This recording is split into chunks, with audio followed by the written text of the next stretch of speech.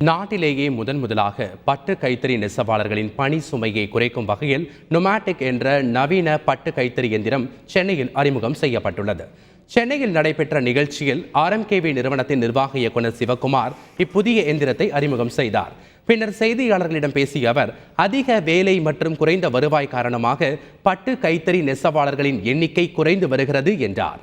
நலிவடைந்து வரும் பட்டு கைத்தறி நெசவு தொழிலை மேம்படுத்தும் வகையில் நுமாட்டிக் எந்திரம் அறிமுகம் செய்திருப்பதாக சிவகுமார் கூறியுள்ளார். இந்த எந்திரத்தின் மூலம் மாதத்திற்கு 15 பட்டுப்புடவைகள் வரை உற்பத்தி செய்ய முடியும் என்றும் அவர் கூறினார். மாடர்னைஸ்ட் நுமாட்டிக் ஹேண்ட்லூம் அப்படிங்கிறத நாங்கள் புதுசாக பண்ணியிருக்கிறோம். இதில் வீவருக்கு என்ன அட்வான்டேஜ்னு கேட்டிங்கன்னா, உடல் உழைப்பு ரொம்ப கம்மியாயிருது. ஸ்கில்ஃபுல் பார்ட்டை மட்டும் அவங்க பண்ணால் போதும்.